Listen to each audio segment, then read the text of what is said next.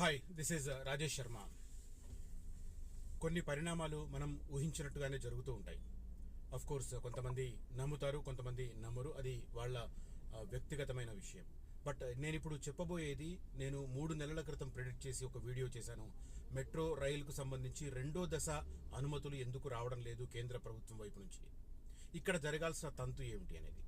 అది ఈ 2-3 days back పూర్తయింది. ఆ తంతు ఏంటనేది ఎల్ఎన్టీ ఏదైతే గత 10 సంవత్సరాలుగా ఎల్ఎన్టీకి చెల్లించాల్సిన బకాయిలను రాష్ట్ర ప్రభుత్వం పూర్తిగా పెండింగ్ పెట్టడం, ఆ సంస్థ పలుమార్లు రిక్వెస్ట్ చేసినా కూడా గత ప్రభుత్వం ఒక్క రూపాయి కూడా విధించని పరిస్థితుల నేపథ్యంలో అనేక రుణ బాధలకు లోనవుతున్నాం. ఇక మేము దీన్ని నిర్వహించలేం, తప్పుకుంటున్నాం అని చెప్పి వారి నోటి వెంట చెప్పించుకోవాల్సిన దుస్థితి క్రియేట్ అయింది.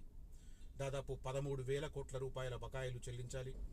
అదే రకంగా ఆ సంస్థకిచ్చిన వైపు నుంచి చూస్తుంటే కూడా ఆ సంస్థకిచ్చిన భూములను ఆ సంస్థ వాటిని సరైన స్థాయిలో వినియోగించుకోలేకపోయింది. నిజానికి చాలా క్రూషియల్ ప్లేస్లు, ఒక 6 ప్లేసుల్లో ప్రైవేటు భాగస్వామ్యం కింద వాటికి కమర్షియల్ కాంప్లెక్స్లు నిర్వహించుకునే అవకాశాన్ని ఎల్ఎన్టీకి కల్పించాయి ప్రభుత్వాలు. బట్ వాళ్ళు వాటిని సద్వినియోగం చేసుకోలేక, ఆదాయం రాబట్టుకోలేక అది ఎల్ఎన్టీ వైపు నుంచి కూడా వైఫల్యం.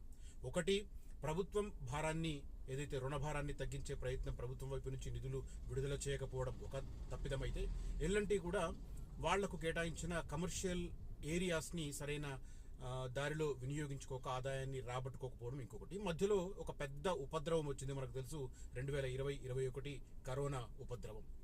ఇవన్నీ కారణాల కారణం వల్ల ఎల్ఎన్టీ మాకొద్దు మహాప్రభో అని ఎల్ఎన్టీనే స్వయంగా వదిలించుకునే పరిస్థితి క్రియేట్ అయింది. ఇవాళ ఆఫ్ కోర్స్ రాజకీయాలు చేస్తుంటారు, వీళ్ళు వాళ్ళనంటారు, వాళ్ళు వీళ్ళనంటారు, అంత వేరే విషయం. బట్ లోతుగా స్టడీ చేసిన వారికి ఈ రాజకీయ నాయకుల మాటల ప్రభావం ఏమాత్రం ఉండదు, క్లియర్ కట్గా కనిపిస్తుంది. 9.5 సంవత్సరాలుగా కేసీఆర్ ప్రభుత్వం ఎల్ఎన్టీకి ఇవ్వాల్సిన బకాయిలు ఇవ్వలేదు. తర్వాత కరోనా సమయంలో ఆదుకుంటామని చెప్పిన భరోసా కూడా పూర్తి చేయలేదు. తర్వాత కేంద్ర ప్రభుత్వం కూడా మిగతా రాష్ట్రాలకు ఇచ్చినంత ప్రాధాన్యత హైదరాబాద్కి ఇవ్వలేదు. ఇప్పుడు ఈ ప్రభుత్వం వచ్చిన తర్వాత ఈ ప్రభుత్వం కూడా గత 2 సంవత్సరాలుగా వీళ్ళు ఇవ్వాల్సిన బకాయిలు కూడా ఇవ్వలేదు. సో వెరసి ఎల్ఎన్టీకి మేము వెళ్ళిపోతాం మహాప్రభు, మాకు ఒక వేఅవుట్ చూపించండి అనే పరిస్థితిని క్రియేట్ చేశారు. అఫ్ కోర్స్ ఎల్ఎన్టీ కూడా వాణిజ్య పరంగా వాళ్ళకు నిర్ణయం తీసుకున్నారు. ఏంటంటే ఈ ట్రాన్స్పోర్ట్ డిపార్ట్మెంట్ని నిర్మించొద్దు, ఇక మనం ఆ నిర్మాణానికి సంబంధించిన కార్యకలాపాలనే నిర్వహించుకోవాలని కూడా ఆ సంస్థ ఒక విధానపరమైన నిర్ణయం తీసుకుంది. అది కూడా ఒక కారణం. సో వెరసి ఓవరాల్గా ఒక తంతు అయితే పూర్తయింది. మనం అందరం ఊహించిందే. నేనైతే 3 నెలల కిందనే చేశాను. ఎల్ఎన్టీ బయటకు వెళ్తే కానీ మనకు హైదరాబాద్ మెట్రో దశ 2వ ఫేజ్లో పార్ట్ 1 కానీ, పార్ట్ 2 కానీ, పార్ట్ బి కానీ, పార్ట్ ఏ కానీ ఆమోదం కేంద్ర ప్రభుత్వం వైపు నుంచి రాదు అని చెప్పాను. ఎగ్జాక్ట్ అదే జరిగింది. ఇప్పుడు ఎట్టకేలకు 13,000 కోట్ల రూపాయల రుణభారాన్ని ప్రభుత్వం తలకెత్తుకొని ఇంకొక 2,000 కోట్ల రూపాయలు ఎల్ఎన్టీకి ఈక్విటీ కింద చెల్లించి, అంటే మొత్తం 15,000 కోట్ల రూపాయల భారాన్ని రాష్ట్ర ప్రభుత్వం తలకెత్తుకొని ఎల్ఎన్టీని బయటకు పంపింది. అఫ్కోర్స్ దీని మీద రాజకీయాలు చేస్తున్నారు, అది మనకు అవసరం లేదు. బట్ లోతుగా స్టడీ చేసిన వారికి ఇది అర్థమవుతుంది.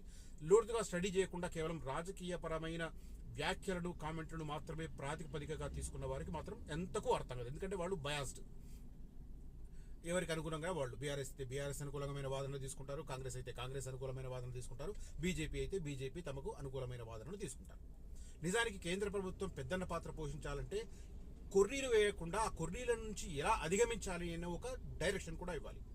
10 నెలల క్రితం పార్ట్ ఏ సెకండ్ ఫేజ్కి సంబంధించి వెళితే అఫ్ కోర్స్ ఒక 2 నెలల పాటు కొర్రీలు వేయడము, వీళ్ళు క్లారిఫికేషన్స్ ఇవ్వడం జరిగింది. బట్ ప్రధానమైన కొర్రీ మీకు ఎల్ఎన్టీకి ఇది వేఅవుట్. ఎల్ఎన్టీని క్వశ్చన్ చేశారు, ఎల్ఎన్టీ పరిస్థితి ఏంటి, సెకండ్ ఫేజ్లో వాళ్ళని కంటిన్యూ చేస్తారా, చేయరా, చేస్తే ఈక్విటీ ఏంటి, ఆ భాగస్వామ్య ఒప్పందం ఏంటి, తర్వాత ఫస్ట్ ఫేజ్కి సంబంధించిన రుణాల విషయంలో ఎవరి పాత్ర ఏంటి, ఇలాంటి ప్రశ్నలు అడిగింది కేంద్ర ప్రభుత్వం. అడిగినప్పుడు దానికి వేఅవుట్ కూడా చూపించాలి. ఎందుకంటే కేంద్ర ప్రభుత్వం ఒక పెద్దన్న పాత్ర పోషిస్తుంది కాబట్టి వాళ్ళు చూపించకుండా ఆ సాకు పెట్టి ఆపేశారు. సో ఇక్కడ ఎవరిని మనము మినహాయించడానికి లేదు, అట్లాగని ఎవరిని మనం పొగడడానికి లేదు. పరిస్థితి మూడు పార్టీలు 3 ప్రధానమైన రోల్స్ పోషించాయి. బట్ ఇప్పుడు ఏంటి, జరగాల్సిన తంతు జరిగిపోయింది. ఇప్పుడు నెక్స్ట్ హైదరాబాద్ మెట్రో సమగ్ర స్వరూపం, దశ దిశ ఎలా ఉండబోతోంది అది నేను ఈ వీడియోలో ఎక్స్ప్లెయిన్ చేసే ప్రయత్నం చేస్తాను. చాలా ఇంట్రెస్టింగ్. రేపొద్దున ఎలాంటి పరిణామాలు చోటు చేసుకుంటాయి, అట్ ద సేమ్ టైం ప్రభుత్వమే దాన్ని నిర్వహించబోతున్న నేపథ్యంలో మరి మిగతా రవాణా వ్యవస్థల్లో, అంటే రైలు కావచ్చు, రోడ్డు రవాణా వ్యవస్థ కావచ్చు, వాటిల్లో ఇస్తున్న సంక్షేమ కార్యక్రమాలను, ఫ్రీబీస్ని దీంట్లో కూడా అలౌ చేస్తారు. కొన్ని ఉన్నాయి కన్సెషన్స్, రకరకాల లెక్కలు. మరి వాటి విషయంలో ఏం చేస్తాను నేను, దీనికి సంబంధించి నేను ఈ వీడియోలో క్లియర్గా విశ్లేషించే ప్రయత్నం చేస్తాను. నా కామెంట్స్ కూడా నేను జత చేసే ప్రయత్నం చేస్తాను. వీడియో స్కిప్ చేయకుండా మొత్తం చూడండి, అది నా విజ్ఞప్తి. ఇక ఫ్యూచర్ సిటీ హైదరాబాద్లో ఎక్కడ ఇన్వెస్ట్ చేయాలి అన్నా అని నాకు చాలామంది మెసేజ్లు పెడుతుంటారు. నేను ఒకటే చెప్తాను, మీకు ఆసక్తి ఉంటే ఎక్కడైనా ఇన్వెస్ట్ చేయండి. హైదరాబాద్ మార్కెట్ ఎప్పుడూ డౌన్ కాదు, కానీ కొంత స్లోగా పెరగడం, కొంత ఫాస్ట్గా పెరగడం అని మాత్రమే ఉంటుంది. భూముల మీద ఎక్కడ కొన్నా కూడా ఇవాళ కొన్నది వచ్చే సంవత్సరం ఆ ప్రైస్ ఉండనే ఉండదు. ఎవరైనా మధ్యవర్తులు, అంటే నేను ఒక పదం వాడితే బాగుండదు కానీ మధ్యవర్తులు, ఏజెంట్లు ఎక్కడన్నా జోక్యం చేసుకొని మీకు రావాల్సిన డబ్బులు రానివ్వకపోతుంటే, అంత లేదు ఇంతే ఉంది అని చెప్పి మిమ్మల్ని కన్ఫైన్ చేసే ప్రయత్నం చేస్తుంటే కొద్దిగా ఎక్స్టెన్సివ్ స్టడీ చేయండి, దానికి అనుగుణంగా మీరు సేల్ చేసుకోండి. అంతేకాని మీ డబ్బులో విలువ మాత్రం, ఆ భూమి విలువ మాత్రం ఎక్కడ తగ్గదు. రైట్, మీకు కావాల్సిన చోట కొనుక్కోండి, కానీ ఎక్కడ ఎదుగుతుంది, ఎక్కడ ఫాస్ట్గా రిటర్న్స్ వస్తాయి అని నన్ను అడిగితే మాత్రం నేను స్పష్టంగా చెప్తాను, శ్రీశైలం హైవే, సాగర్ హైవే మధ్య రాబోతున్న భారత్ ఫ్యూచర్ సిటీ ప్రధానమైనది. అదే రకంగా ఎయిర్పోర్ట్ కనెక్టివిటీ ఉన్న మహేశ్వరం లాంటి area, Kandukur, Kadthal up to Amangal వరకు, ఇంకా చెప్పాలంటే కల్వకుర్తి వరకు. ఎందుకంటే కల్వకుర్తి వరకు నేను ఎందుకు చెప్తున్నానంటే, హైదరాబాద్ నుంచి అది చాలా దూరం, ఆల్మోస్ట్ 60-65 కిలోమీటర్లు ఉంటుంది. కానీ అక్కడ ఈ ఎగ్జిట్ నెంబర్ 13 నుంచి రాబోతున్న గ్రీన్ఫీల్డ్ ఎక్స్ప్రెస్ హైవే కావచ్చు 330 ఫీట్, అదే రకంగా శ్రీశైలం హైవే జాతీయ రహదారిగా 6 లైన్లు కాబోతుండడం కావచ్చు. ఈ రెండు ముందుకు వెళ్ళిన తర్వాత ఒకటి మన్ననూరు వైపు, శ్రీశైలం వైపు ఎలివేటెడ్ కారిడార్ వైపు వెళుతుంది. అది చాలా పెద్ద క్రూషియల్ డెవలప్మెంట్ కాబోతుంది. అదే రకంగా ఇవి రెండు డివైడ్ అయ్యే ప్లేస్ కోట్రా అనే ఒక ప్రాంతం ఉంటుంది. ఆ ప్రాంతం కూడా ఖచ్చితంగా అద్భుతంగా డెవలప్ అవుతుంది. అక్కడ నుంచి తిరుపతికి సంబంధించిన జాతీయ రహదారి వెళ్తుంది. సో ఇవన్నింటి దృష్ట్యా దానికి తోడు త్రిబుల్ ఆర్ కూడా ఆల్మోస్ట్ దగ్గరే ఉంటుంది. సో ఈ అన్ని కారణాల వల్ల up to Kalwakurthy Srisailam highway చాలా బాగుంటుంది. కాకపోతే అబ్నార్మల్ రేట్లు ఉన్న చోట కాకుండా రీజనబుల్ రేట్లు ఉన్న చోట కొనుక్కోండి. ఇక ఫ్యూచర్ సిటీకి సంబంధించి 330 ఫీట్ రోడ్డు మీకు కుర్మిద్ద వరకు మాత్రం ఇన్వెస్ట్మెంట్ సరికాదు. ఎందుకంటే అక్కడ రిజర్వ్ ఫారెస్ట్లు ఉన్నాయి, నోముల రిజర్వ్ ఫారెస్ట్, అదే రకంగా గున్గల్ రిజర్వ్ ఫారెస్ట్. సరౌండింగ్ ఏరియాలో కన్జర్వేటివ్ ఏరియాస్ ఉన్నాయి కాబట్టి ఆ మధ్యలో భూసేకరణ జరగదు. ప్రభుత్వం ఏ ప్రాజెక్టులకు భూములు కేటాయించదు కాబట్టి ఓన్లీ రెసిడెన్షియల్ ఏరియాస్ వస్తాయి. ఓన్లీ రెసిడెన్షియల్ ఏరియాస్ వచ్చిన చోట అంత ఫాస్ట్గా గ్రోత్ ఉండకపోవచ్చు, అది నా అభిప్రాయం. తర్వాత ఫ్యూచర్ సిటీలో గ్రోత్ వస్తుంది. ఫస్ట్ ప్లేస్ వచ్చేది కుర్మిద్ద, నానక్ నగర్, తాడిపర్తి అండ్ మేడిపల్లి నుంచి మళ్ళీ యాచారం రూట్ ఏదైతే ఉందో ఆ రూట్. ఈ రూట్లు ఫస్ట్ ఫేజ్లో డెవలప్ అవుతాయి కాబట్టి అక్కడ ఫస్ట్ కింద ప్రియారిటీ ఇవ్వండి. వచ్చే 5 సంవత్సరాల్లో మంచి రిటర్న్స్ రావాలంటే మాత్రం నేను చెప్తున్న ప్లేస్లు బెస్ట్. అది కాకుండా మేము ఇంకా వేరే ప్లేస్లు అనుకుంటాం, నందివరపర్తి, సింగారం, యాచారం అని అనుకుంటామంటే అది మీ ఇష్టం. ఎందుకంటే డబ్బులు మీవి, మీరు ఎక్కడైనా పెట్టుకోవచ్చు. నిరర్ధకమైన చోట పెట్టవచ్చు, అద్భుతమైన లాభాలు వచ్చే చోట పెట్టుకోవచ్చు. బట్ నన్ను సలహా అడిగితే మాత్రం నేను సజెస్ట్ చేస్తాను, if you believe me, come with me and చూడండి, నిర్ణయం తీసుకోండి. నేను చెప్పిన తర్వాత కూడా మీకు అనుమానం ఉంటే మీ ఇష్టం, నో ప్రాబ్లం, ఎవరి మీద బలవంతం లేదు. చాలామంది వస్తుంటారు, చూస్తుంటారు, కొంతమందికి అర్థమైనట్టు నటిస్తూ ఉంటారు, అర్థం కాకపోయినా బిల్డప్ ఇస్తుంటారు, ఆ తర్వాత తెరమరుగైపోతుంటారు. అలాంటి వారు ఒక 1-2 ఇయర్స్ తర్వాత డెఫినెట్గా రిగ్రెట్ అవుతారు. ఇప్పటికే లాస్ట్ ఇయర్ ఇదే టైంలో, అంటే లాస్ట్ ఇయర్ ఆగస్టు, సెప్టెంబర్, అక్టోబర్లలో చూసి వెళ్ళిన వారు ఆ రోజుకు ఈ రోజుకు ఉన్న ప్రైస్ పోల్చుకొని నాకు కాల్ చేస్తుంటారు, బ్రదర్ ఆ రోజు తీసుకుంటే బాగుండేది, మీరు చెప్పేది వినలేదు, ఇవాళ ప్రైసెస్ పెరిగిపోయినాయి. సో ఇలాంటి రిగ్రెట్ ఖచ్చితంగా ఎదురవుతుంది ఫ్యూచర్ సిటీ విషయంలో. ఫ్యూచర్ సిటీ అద్భుతంగా డెవలప్ కాబోతుంది.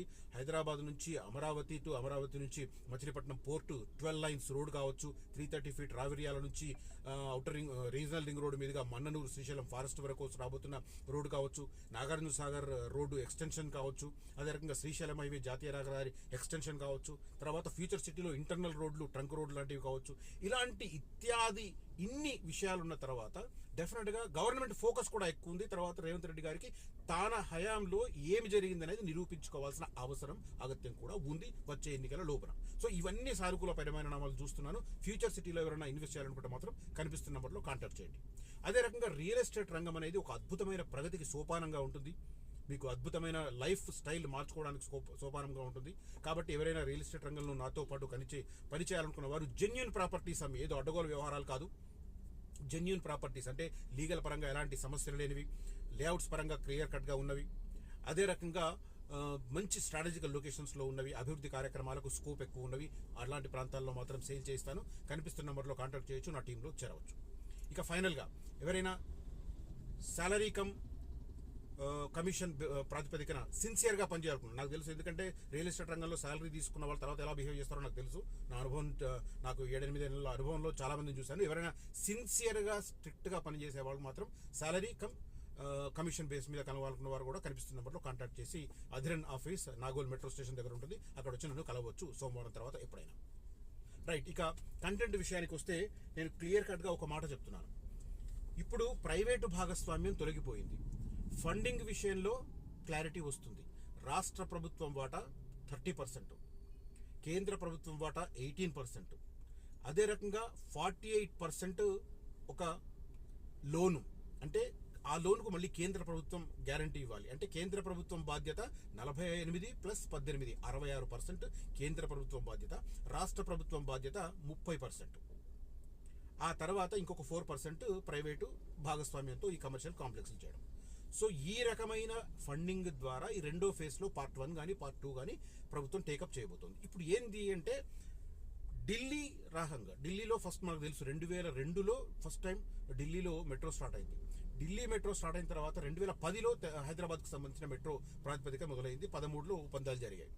ఆ టైంలో ఢిల్లీ తర్వాత అత్యధికంగా మెట్రో కనెక్టివిటీ ఉన్నది హైదరాబాద్ నగరంగా సెకండ్ ప్లేస్గా ప్రసిద్ధి చెందింది. ఎందుకంటే జియోగ్రఫికల్గా హైదరాబాద్లో మెట్రో నిర్మించడానికి చాలా అనుకూలమైన వాతావరణం ఉండడం వల్ల 8 దిక్కుల సిటీ పెరిగే అవకాశం ఉండడం వల్ల కమర్షియల్ కూడా వయబిలిటీ అవుతుందన్న ఉద్దేశంతో ఆనాడు ఆ నిర్ణయం తీసుకున్నారు.